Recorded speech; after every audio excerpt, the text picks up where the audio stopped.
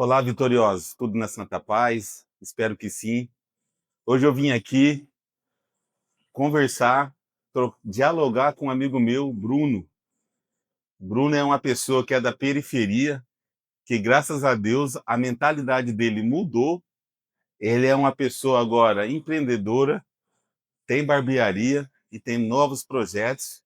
E eu vim aqui para mostrar que não sou só eu que mudei a minha mentalidade, mas tem pessoas também que já morou na periferia e mudou a forma de pensar, que tudo começa pelo pensamento, pela sua mente. Então agora eu vou apresentar para vocês o Bruno. Bruno, Meu obrigado pela parceiro, essa oportunidade. que agradeço, meu irmão. Vitoriosos, aqui é o Bruno. Agora ele vai se apresentar para vocês. Boa tarde, bom dia, boa tarde, boa noite. Não sabemos que hora que você vai estar vendo isso aí. Que Deus abençoe e alcance todo mundo, que essa entrevista seja boa, que leve bastante ideia e bastante esperança para todos aí. Ô Bruno, o que me trouxe vir aqui a entrevistar você, vir conversar com você, primeiramente, foi porque quando eu era da vida do crime, que meus seguidores todos sabem que eu já fui do crime, já sabe a minha história, sabe a minha vida. E o Bruno foi uma das pessoas, ou a primeira pessoa, quando eu vinha cortar o cabelo com ele, que não era nem aqui nesse estabelecimento, era num menor que eu conheci ele, e ele falava para mim, sem medo de dizer, muda de vida, muda de vida. E eu quero que vocês saibam, por que ele falou isso para mim? Porque ele também mudou de vida. Então agora ele vai falar um pouco sobre ele. É, primeiro agradecer a Deus por essa oportunidade de estar aqui e de alguma maneira fazer parte aí da sua vida, nos conselhos, né, que a gente não é exemplo para ninguém, mas a gente quer ver o melhor das pessoas, né? E para mim não é diferente da maioria das pessoas que nasceram na periferia, né, Lúcio? Os exemplos que estão perto não são bons. Às vezes a pessoa julga, fala, a pessoa entrou no mundo do crime, a pessoa fez coisa errada porque ela é de má índole. E a verdade não é assim. A gente segue espelhando quem está mais perto, né? Tem até uma música do Racionais que fala isso, né? A gente se espelha em quem está mais perto e essa é a pura realidade. Se uma criança ela cresce no meio de evangélico, ela vai falar coisas sobre o evangélico. Se ela cresce no meio de pescador, ela vai entender sobre pescador. E a gente cresceu na periferia numa época que era muita guerra, muita droga, né, muita violência, e a gente também fez parte disso aí, né? E na trajetória, como a maioria, eu segui exemplos ruins de pessoas ruins, porque a gente estava falando sobre isso, né? Por que que uma pessoa ela segue um caminho ruim? Ela quer ter status. Não é porque ela segue o caminho ruim, é o que está mais perto, ela quer ser melhor naquilo do que está mais perto, do exemplo.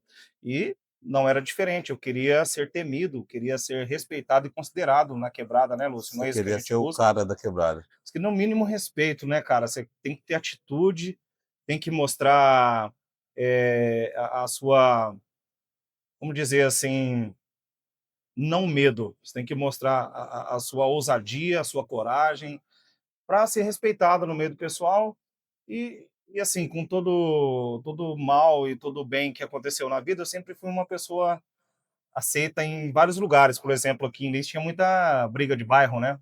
Então eu sou um cara que morava na vilinha, né, no cinquentenário, e que eu frequentava vários bairros, mesmo sendo uma época de muita guerra, por causa da minha postura, né? Então eu ia para São João, ia para o Pazeto, Junqueira, ia para todo lado e não era ali, não me batiam, não me pegavam por causa da postura e do respeito, né?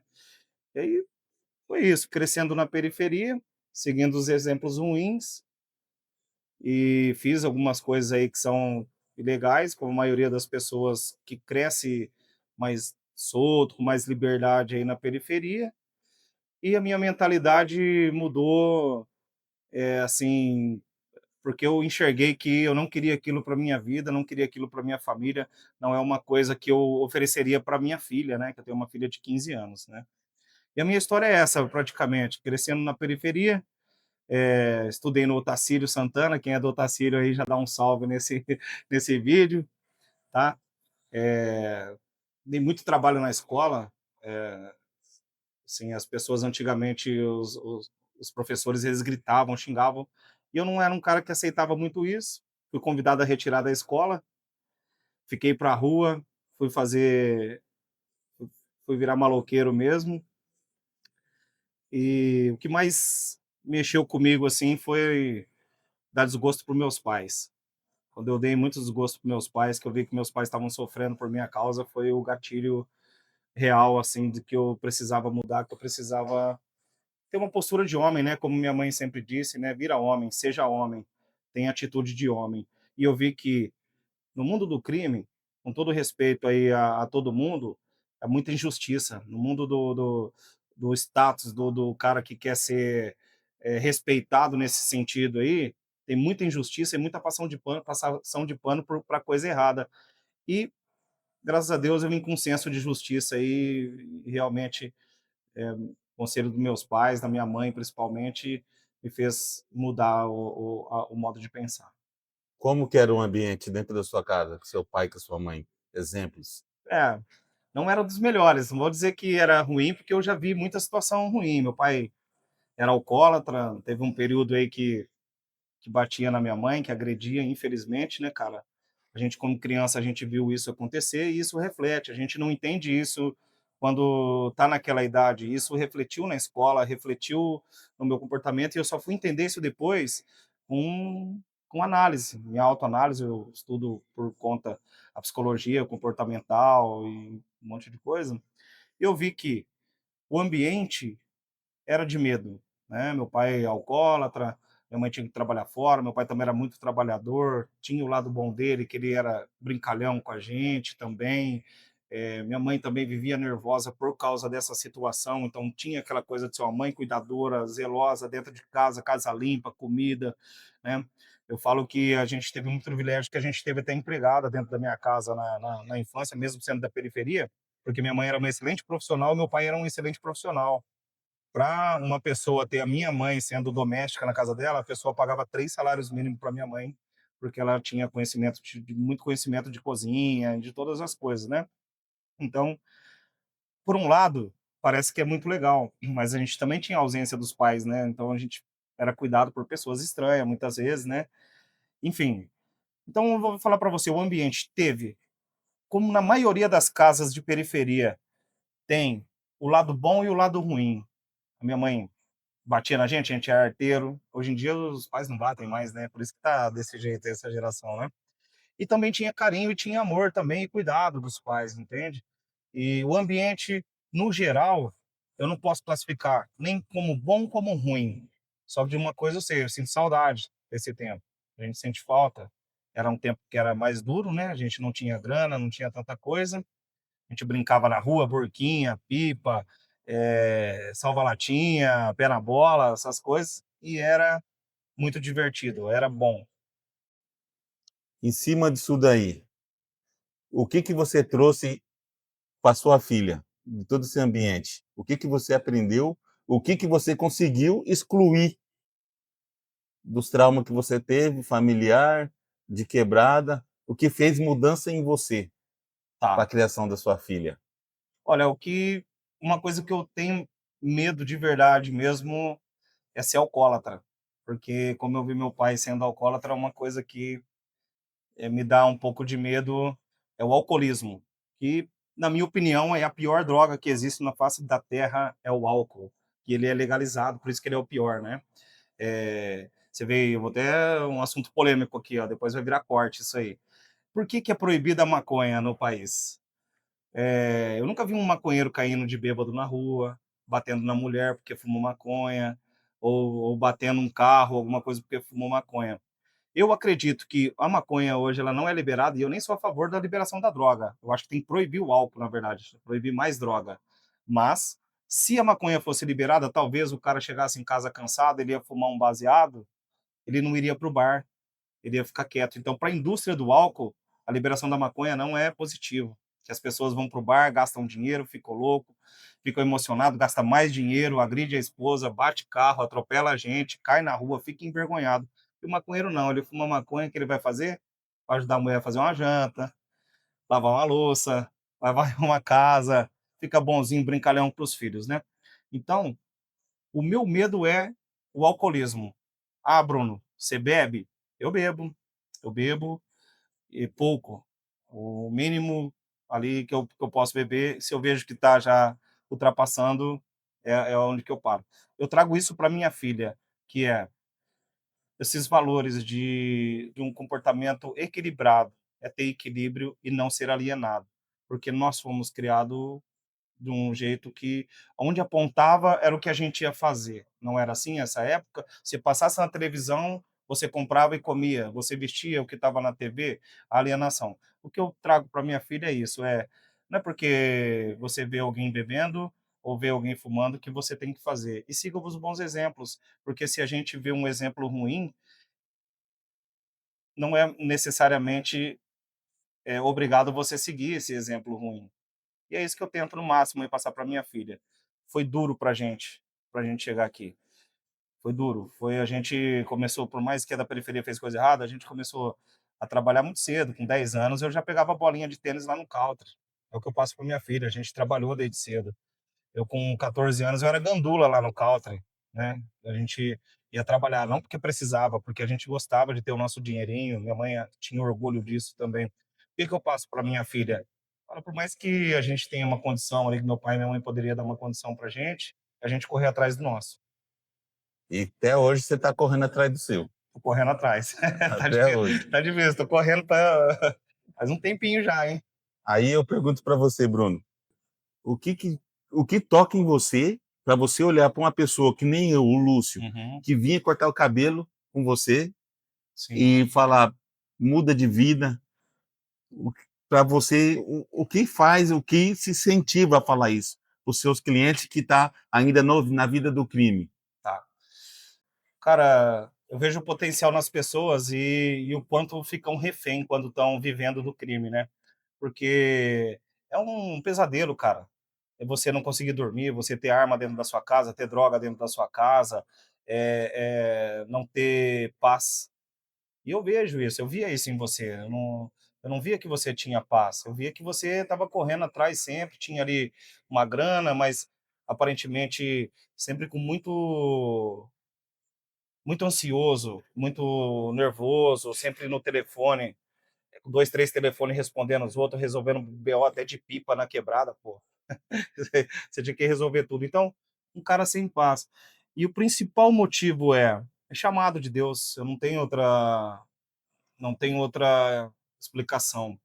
Porque por eu ter convivido com muita gente do crime e algumas coisas, então eu acredito que Deus usa isso, né? Usa a minha linguagem, o meu jeito, a ousadia que Deus me deu para falar com as pessoas. Quem que fala com traficante aí, com bandido? A maioria tem medo de falar com o bandido, de dar um conselho. A maioria das pessoas ficam puxando o saco do bandido, do cara, ficar pagando pau na nossa linguajar, ficar pagando pau pros caras. E eu já falei isso para você, né? Falei, mano, eu não tenho que pagar pau para ninguém. Eu não pago pau pra ninguém, sabe? Porque eu gosto de você de graça. Não tem motivo nenhum pra eu pagar pau pra ninguém. Isso é pra ninguém no mundo. Não tem ninguém no mundo que eu preciso pagar pau. Então, se eu tiver que falar alguma coisa que me deu liberdade, eu não vou esconder a minha opinião, o quanto eu gosto e o porquê que eu tô fazendo. Então, cuidado. Eu vejo tanta gente de qualidade aí, Lúcio, você também sabe que às vezes a pessoa tem uma dificuldade de sair do crime ali com medo da escassez, né? Tem muita gente que veio da pobreza extrema, cara. Eu tenho amigos aí que veio da pobreza extrema que passava fome. Hoje ele é traficante e tem medo de deixar o tráfico, tem medo de passar fome. Por quê? Cultural. O cara tem essa cultura de conseguir dinheiro só desse jeito. Então, o que, que eu tento fazer? Mostrar para a pessoa que trabalhando, se você é um traficante, aí você, tem um você é um empreendedor, você consegue aplicar isso no empreendedorismo e montar a sua empresa, cara. E vai dormir mais tranquilo, vai dormir mais fácil. Tem uns boletos para pagar, não tem, Lúcio? Agora você é empreendedor, né? De verdade. É pra você ver, isso daí que ele tá falando é pura realidade, tá? É pura realidade. Por isso que o meu intuito desse canal, de eu falar dos meus vídeos, que dá para você mudar de vida sim, que dá. Ele me dava milhares de conselhos, ele falava para mim mudar. Que quando eu conheci o Bruno, vocês não sabem. Eu cheguei na barbearia dele, a barbearia dele é chique, tá? Vamos lá. Aí é chique e o que que acontece? Eu cheguei lá, eu perguntei se tinha horário. Ele falou assim que não tinha naquele dia e que tinha que marcar antes. Aí você vê, quem é o Bruno? Aí eu falei, eu sou teimoso, eu sentei na cadeira e fiquei olhando. Você lembra disso, Bruno? Claro que eu lembro, folgado pra caramba, hein? Sentei na cadeira e fiquei lá parado, esperando. Não, no banquinho de espera, né? Na cadeira de É, espera. fiquei lá esperando. Aí ele cortou o cabelo de várias e várias e várias. Aí ele foi sentar na cadeira, ele olhou para mim, falou, vamos lá, mano, você é forgado, hein, cara? Da próxima vez você marca. E sentei ali. Ali já comecei a falar com ele, contei minha história de vida, igual vocês sabem. Conversei com ele, me conheceu. Uma semana depois já era meu casamento com a minha esposa. Convidei ele, ele foi, falou que ia, eu fiquei, esse cara não vai. Fez nós chorar lá no casamento dele. Aí falei, esse cara não vai. Mas o ser humano que ele é, ele foi, cuidou de mim lá no meu casamento, tem tudo filmado. E graças a Deus, agora nós temos essa amizade verdadeira. Aí eu falo para vocês e quero perguntar para o Bruno. Bruno, o que, que você tem para falar para o Bruno? Você voltando, você está com quantos anos agora, Bruno?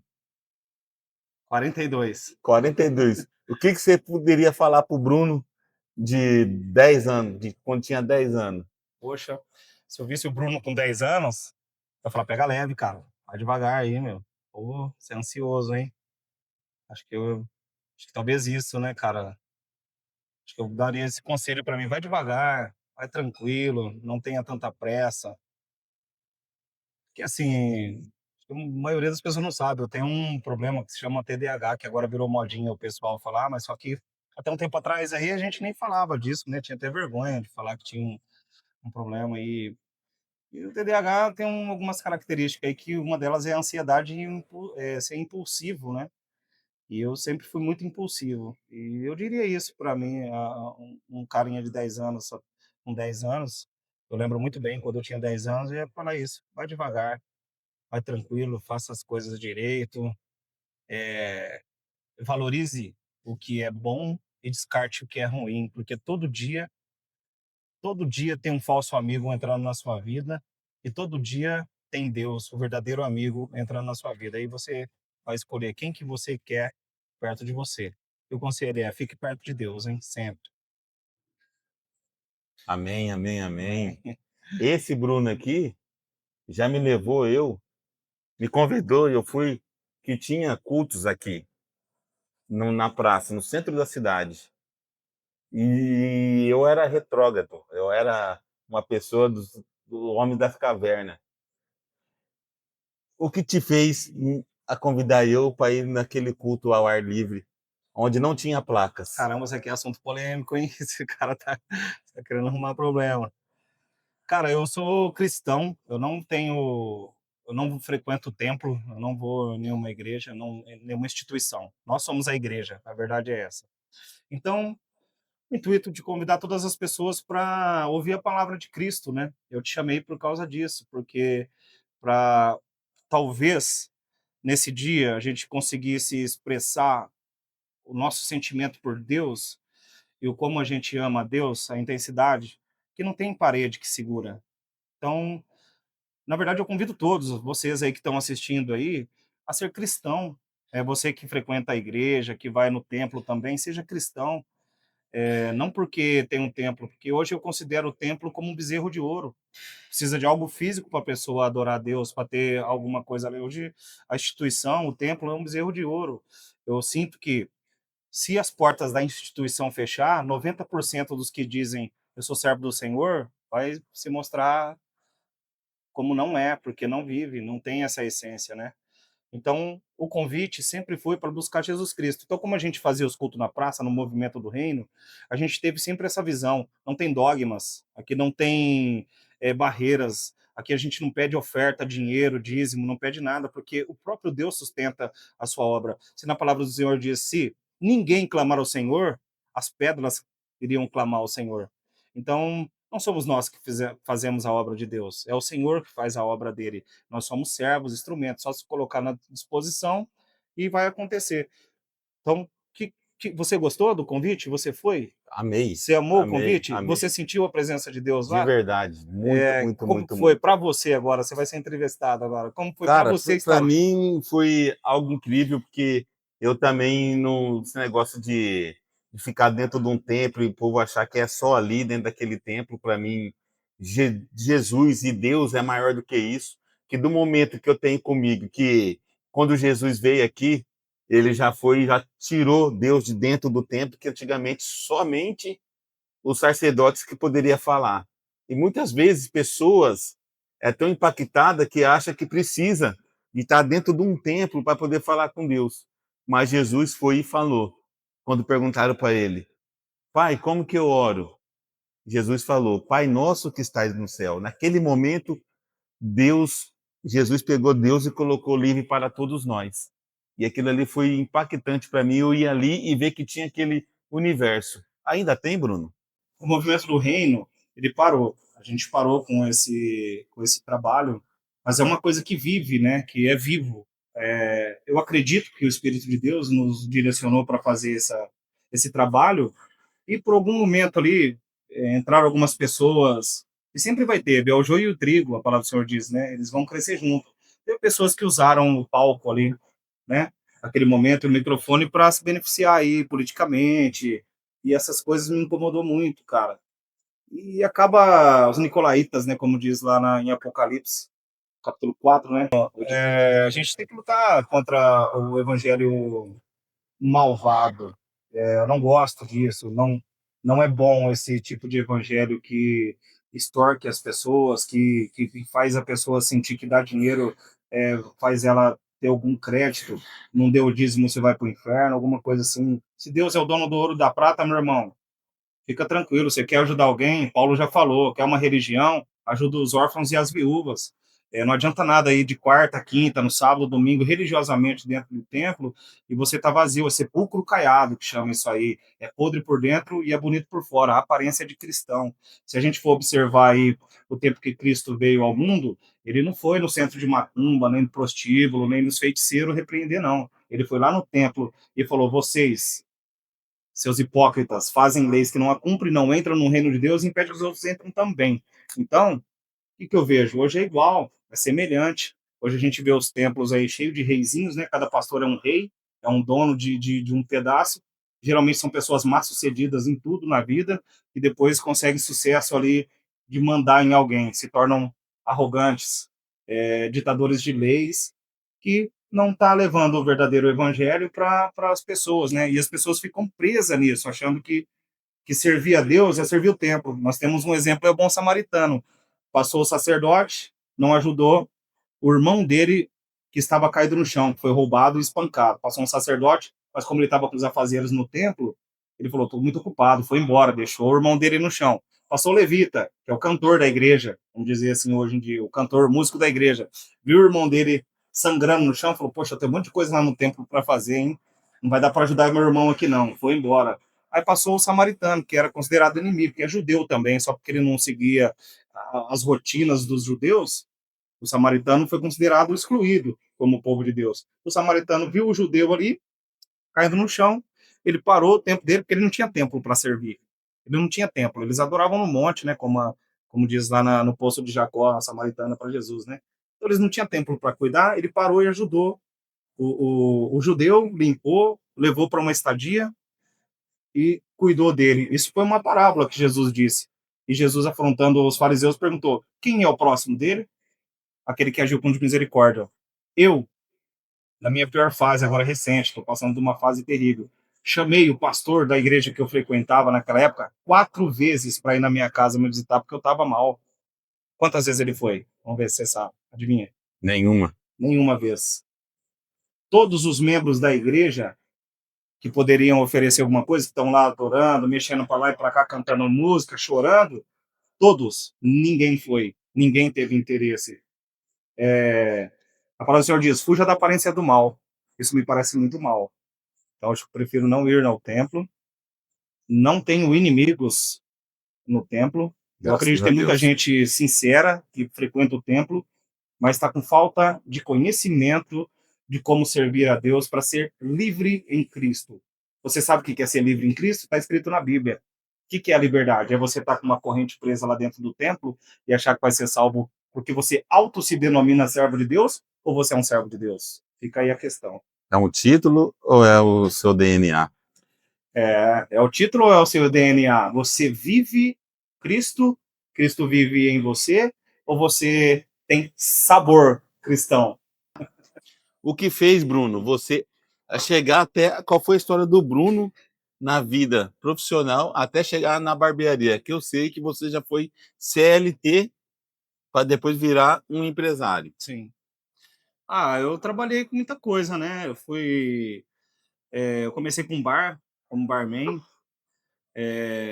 Trabalhei em duas empresas aí como barman, fui pizzaiolo, eu vim aí expedição e eletricista industrial. E eu, dentro da elétrica industrial, cara, tinha um patrão daquele jeito, né? Fela da. É. E aí o cristão, o cara começou a me perseguir, cara, por causa disso. E aí um dia eu tava trabalhando lá, ralando pra caramba, tava com os italianos aí da empresa Feltros aí, ó. Salve pra galera da Itália aí, da Feltros, tá? E o pessoal admirando o nosso trabalho e meu patrão, porra, me enchendo o saco mesmo, meu. E aí esse dia eu orei, eu fui subindo numa máquina, tava indo até o telhado lá para prender um suporte, né? E fui orando a Deus, falei, Deus, tô pecando contra o Senhor, contra os céus aí, por causa desse meu patrão que fica me enchendo o saco. Me perdoa, Senhor, mas eu preciso arrumar um outro emprego. Eu falando isso com Deus, eu me perguntei, mas se eu sair daqui eu vou fazer o quê?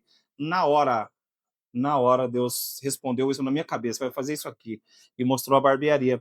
E de lá para cá eu venho investindo nisso, cara, foi acontecendo. Aí eu fui procurar um curso de barbeiro, aí teve aqui em Lins o primeiro curso de barbeiro. Cheguei lá, o professor era meu barbeiro o antigo, Marcão, salve pro Marcão aí, lá do Bom Ver, New Ebonis. Que Deus te abençoe, meu É o querido. Marcão Careca? É, o O Marcão. grandão? Isso. Forte abraço, Negão. Marcão. Salve, Marcão. Deus abençoe. Foi meu professor, me convidou para fazer estágio lá na barbearia dele, cara, me deu um apoio legal e fui seguindo, irmão. E Deus foi abençoando, porque foi Deus que mostrou, cara, essa porta aberta para mim. Mas você não começou nesse luxo todo que você tá Não, agora, não, né? não, comecei no fundo de casa. Comecei a cortar cabelo no fundo de casa. Eu trabalhava na empresa de elétrica industrial e chegava em casa, a rapaziada da vila ia lá cortar cabelo. E é isso. Até eu pegar a prática, eu cortei muito cabelo no fundo de casa, trabalhando na outra empresa, porque eu sabia que eu ia ter que viver daquilo. Se eu abrisse uma porta, e cabelo é fogo, cara. Você leva o seu carro no mecânico, ele lasca com o seu carro, você volta no mesmo mecânico que você leva o carro. Mas se o barbeiro errar um cabelo, cara, o cara nunca mais volta. É uma incrível, hein? E aí eu fiquei com medo disso. Falei, eu tenho que ficar bom na hora que abrir a barbearia para ninguém falar mal do meu trabalho. Então eu cortei um tempão em casa depois que eu abri uma barbearia lá no São João. Você abriu lá no São João, numa Na quebrada. quebrada, do outro lado da cidade, nem era perto do meu bairro, nada, mas foi lá que Deus abençoou, cara. Eu tava procurando um prédio para alugar, no valor de uns R$ 700. Eu vim aqui até nessa rua, que agora eu tô aqui no centro da cidade, eu procurei aqui no centro também na época, né? Encontrei um ali, que é a loja até de um amigo meu agora, uma loja de roupas, de R$ 700, e fui procurando, né? E aí eu cheguei numa imobiliária, perguntei pra moça lá, falei, você tem um prédio comercial aí, avenida ou centro, num valor mais ou menos R$ 700? Porque quando você vai montar um negócio, rapaziada, para quem tá ouvindo aí, ó, tem que saber onde você vai pôr. Eu tenho uma barbearia, então eu tinha que procurar uma rua masculina. O que é uma rua masculina? É uma rua que tenha oficina, que tenha coisas de pesca, que tenha movimento de homens que passam mais nesse lugar. Então você tem que ficar esperto na hora que for abrir alguma coisa, a tendência do seu negócio, que tem próximo ali. Então eu queria uma avenida ou no centro. E aí eu perguntei para a moça da imobiliária, ela falou que tinha um de R$ 250 ali e tal, que só tinha esse, que era pequenininho. Aí eu falei, deixa eu ver. Fui lá, irmão, era um corredorzinho de nada, assim, ó, na hora que eu entrei, eu senti a graça de Deus naquele corredorzinho, um lugarzinho apertadinho. Olhei e orei ali dentro, falei, meu Deus do céu, vai ser aqui mesmo. Na hora que eu fui baixar a porta caiu pro chão, regaçou tudo, que era um prédio bem acabadinho mesmo, assim, tá bem ruim mesmo. E caiu a porta lá pro chão, falei, deixa que nós vamos arrumar essa porta aí. E fui lá pro São João, na Avenida Saudade, foi minha primeira barbearia profissional. Muito bom, muito bom. Aí você veio aqui perto do supermercado maior? É, então, eh, a gente ficou ali no São João um tempo, né, e graças a Deus, Deus coloca muitas pessoas na nossa vida. E eu tenho um amigo que era jogador de futebol, um salve aí para o Thiago Humberto, me deu uma força nessa época aí que a gente estava na primeira divisão aqui no Linense, e alguns jogadores começou a frequentar lá por causa dele, porque ele foi e ele indicou. E isso aí me ajudou muito. Além de eu estudar muito também, para procurar as tendências, ter um trabalho, um bom trabalho. Eu sempre fui para muito workshop, tem muito curso aí, mais de 40 cursos eu fiz aí durante essa trajetória.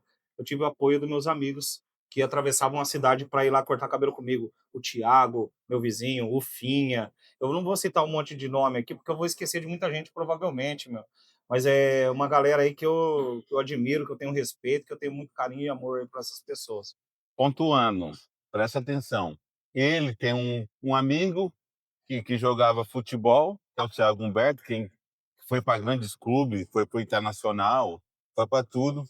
Foi cortar o cabelo com ele. Mas por que que foi? A bênção veio, mas primeiro ele se preparou. Muitas vezes as pessoas pedem bênçãos para Deus, só que o que acontece? Deus não dá aquilo que você não está preparado. Muitas vezes a gente não sabemos pedir para Deus. A gente pede para Deus, mas Deus não vai te dar aquilo porque você não está preparado para aquilo. Primeiro você tem que se preparar, estar capacitado para poder acontecer aquilo. Então, toda vida, na sua vida, aquilo que você for fazer, que você planeja, primeiro se prepare para acontecer. Para quem vê agora o Bruno aqui da Brutus Barbearia, acha que é mil maravilhas, e não é. E eu tenho meu mercado, todo mundo pensa que eu estou rico, ainda não, mas um dia eu ficarei, Não vamos ficar. entendeu? E não é assim mil maravilhas. É mil maravilhas, Bruno? Não, tem as suas lutas, né? Tem as lutas. Então, na continuação eu fui para Ribeiro, e aí um amigo meu foi montar galeria ali perto da rodoviária, do lado do cinema, e me convidou. Falou: vou pensando em alugar um barracão ali, vou fazer uma galeria. O que você acha? Eu falei: acho 10. Falei para ele. Ele, se eu pegar lá, você passa sua barbearia para lá? Eu falei: claro. E eu achei que ele não fosse fazer, que fosse só uma resenha ali. E na semana seguinte ele me chamou, falou: aluguei lá. Falei: agora eu vou ter que ir para lá, né? E eu saí de um aluguel de R$ 250, galera, para ir pagar R$ 1.000 lá na galeria, pra você ver que loucura, que diferença, né? Só que Deus honrou, né? Foi uma bênção ali a galeria, o tempo que eu fiquei ali.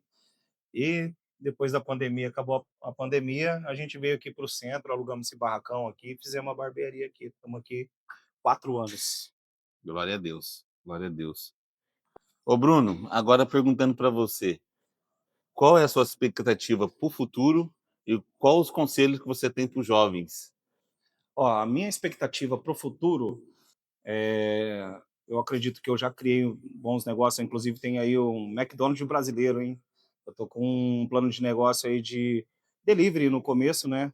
E eu acredito que isso vai emplacar muito. E ao invés da gente trazer uma empresa americana, nós vamos começar a exportar a nossa empresa de fast food, mas com qualidade, saudável, né? É um plano de negócio que eu quero fazer. Inclusive, se tiver algum investidor aí que quiser investir, vem conversar comigo.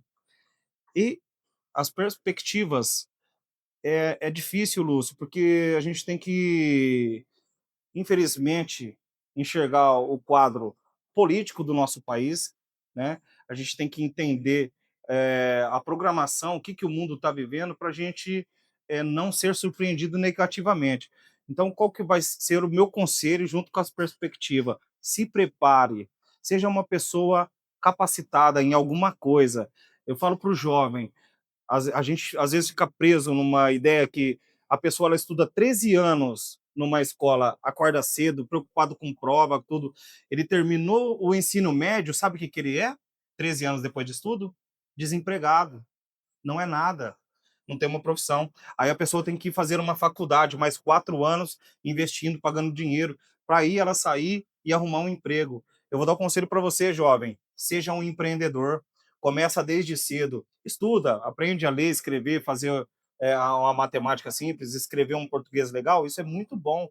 Só que começa a investir na sua vida desde cedo, no empreendedorismo. Porque eu estou vendo muita gente fazendo faculdade aí, e nem exercendo, trabalhando com outra coisa, gastou dinheiro, gastou tempo. E sem falar que o nosso ensino no Brasil é horrível. Fala para mim se você concorda que desde criança a pessoa vai para a escola, fica 13 anos, primeira série, segunda, terceira e vai 13 anos até chegar ao terceiro ano, para ela ser uma desempregada, e nem para prestar um vestibular, esses 13 anos de estudo serve, porque a pessoa ainda tem que fazer um cursinho, estudar alguma coisa para prestar um vestibular. Ou seja, abre teu olho, não seja alienado. O sistema quer ver você duro, parado, ferrado e frustrado. Crie as suas oportunidades. Você está querendo dizer que isso, então, que o pobre, principalmente o pobre, que vive alienado numa matrix, ele é apenas um número para o governo? É só um número, cara. Eles querem ver você se arrastejando aí, ó, bem pobre, com dívida. Vou falar sobre um gatilho do sistema aí, ó, o sextou. O que é o sextou? Automaticamente a pessoa pensa, sextou, vou relaxar. Minha semana foi terrível, foi difícil, no escritório, no meu trabalho. Vou tomar uma, vou passar o final de semana curtindo. Tá errado. Você vai continuar, vai começar uma outra segunda-feira ferrado e vai terminar uma outra sexta-feira ferrado, sextando de novo. Sabe o que você pode fazer para não ser um alienado? Sextou, vai para sua casa, descansa, estuda, se prepara para voltar na segunda-feira melhor, para você subir e melhorar de vida, não para continuar estacionado no mesmo lugar.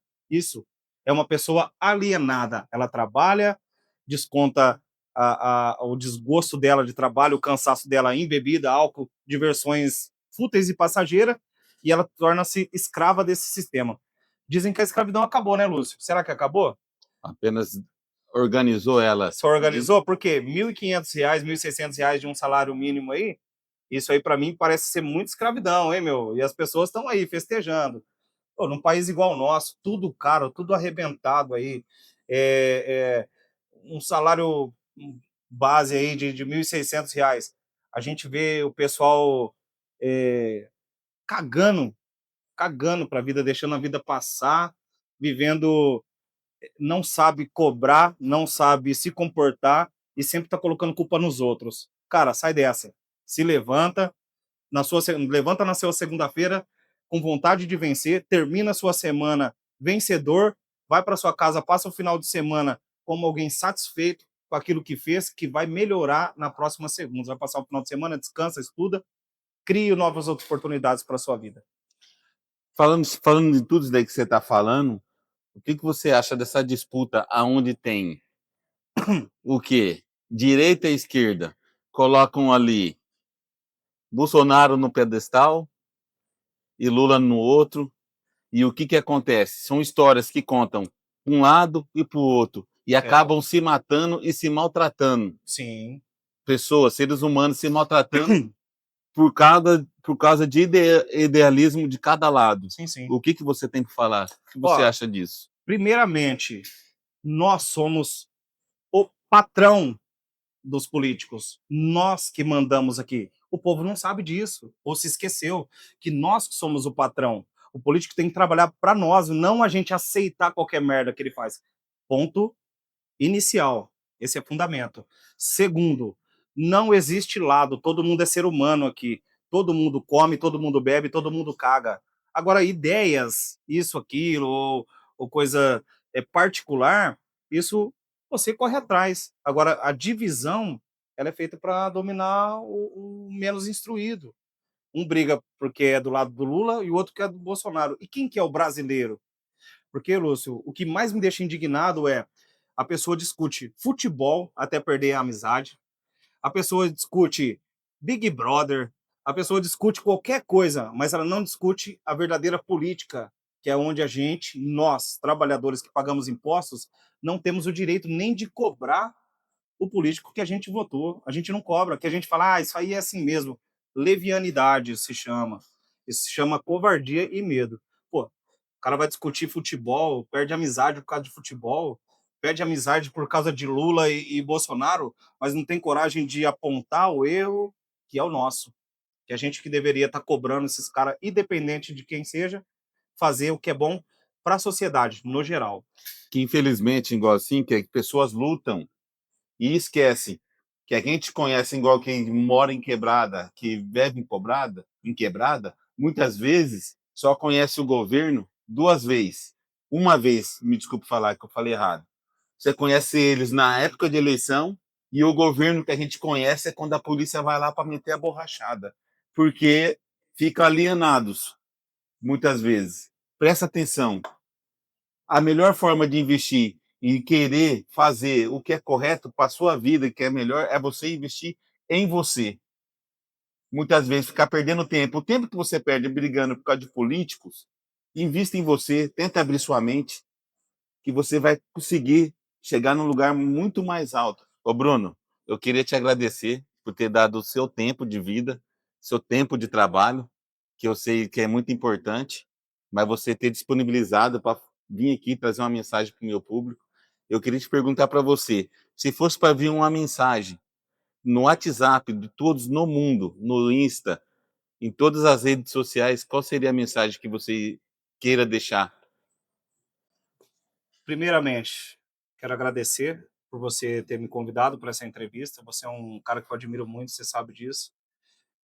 Respeito você demais aí pelas suas atitudes, pela pessoa que você é. Obrigado por me convidar por isso.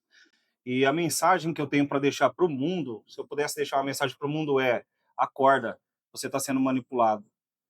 Só isso. Acorda, vê bem o que que você está fazendo, se é algo que você gosta mesmo, se você faz, seu comportamento é porque você é assim ou se você está vivendo dentro de uma bolha, dentro de um sistema. Só isso. A mensagem é: não seja manipulado, não seja alienado. Muito bom. Que eu entendi isso daí, acorda. Você está vivendo o que você quer, ou que os outros querem, ou que os outros pensam. Muito obrigado, Bruno.